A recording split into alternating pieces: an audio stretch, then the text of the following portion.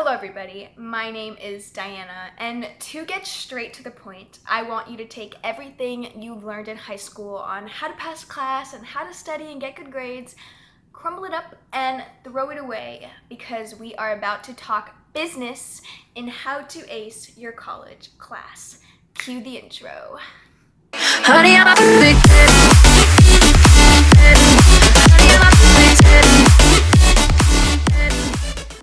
Tip number 1, go to class. It is absolutely ridiculous how many of my friends have failed or had to drop a class because they didn't go. They'll be cruising around the entire semester with a B, not going to class, sleeping in, whatever, and then the last 2 weeks of the course, whenever the attendance grades come in, or the last week of the course when you're in finals, grades come in, you go down to a D, and you're pretty much forced to drop a class that you didn't think you had to drop. Now, I don't know about you, but to me that sounds ridiculous, and I think that it is one of the easiest points you can possibly get just by going, just by being there, being present. You don't even have to be awake. You could just be snoring in the back. It doesn't matter. But going to class is seriously one of the biggest points, and teachers expect you not to go, which is why a lot of them make the course mandatory attendance so that you're kind of forced to go. So 2 or 3 absences will literally be deadly. In high school, I knew so many people who would go a quarter to half a year and somehow manage to get good grades, and I have no idea how, but if you go into college with that mindset, honey, you got a big storm coming, because it is not like that at all. Tip number 2, read the textbook. So you know when a teacher says, hey guys, the textbook is optional, you don't have to pay money for that, everyone takes that as like, yes, no reading, like no extra textbook cost or whatever. But the trick is that teachers expect kids not to read their textbooks because everybody hates reading. Not a lot of people, I'm sorry. A lot of people don't like reading, so they end up not reading the textbook. But turns out from a fellow textbook reader that a lot of the quiz and test questions actually come from the textbook. Whether you knew that or not, now you do. So teachers expect you not to read it, so they will take stuff directly from the textbook and put it in their tests and quizzes.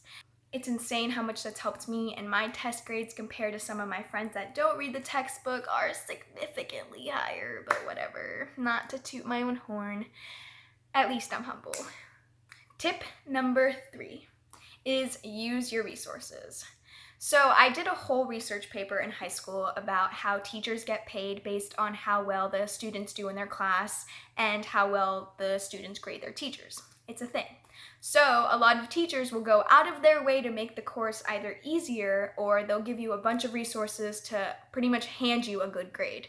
So use those resources. One of the most important resources that I found helps me the most are like test reviews or review sessions. Yes, I know it sucks going back to school or being in class after hours, but trust me, that 1 or 2 hours will literally help you get a significantly higher test grade, because a lot of the information that they do in the review sessions are on the test. So if you want a good grade on your tests, use those resources.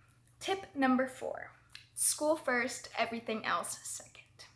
Yes, I know that college is literally peak at procrastination, work, and parties, but you have to manage your time. You have to know how to do that.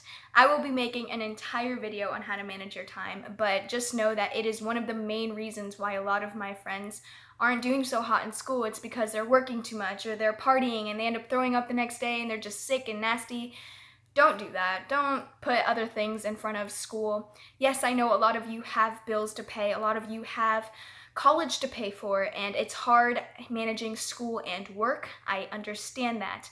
But you have to realize that if you are working that hard to pay for college and you're only getting C's and D's, it's not worth it. It's useless. College is competitive. C's and D's are not nearly as impressive as A's and B's. If you're spending most of your time working or not being a full-time student, college will be difficult for you. So just make sure you know how to put your priorities in line and make sure to build your personal life around your school life.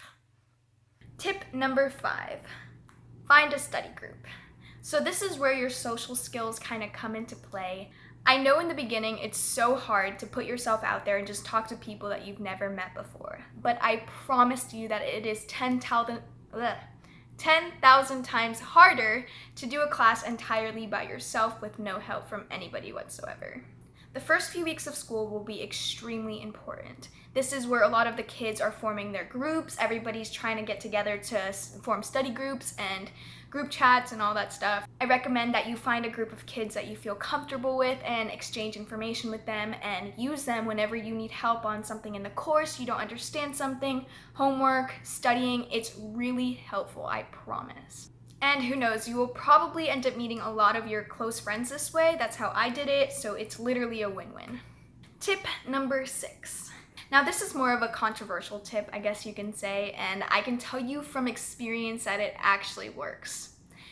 Be a teacher's pet.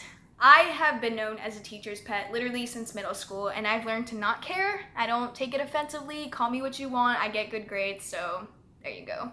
My definition of a teacher's pet is to be respectful, participate, and make yourself stand out somehow. Now put it into perspective if you were a teacher.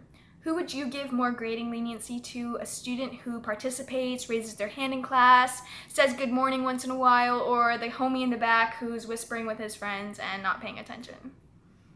I don't know, I can tell you from personal experience, it works for me.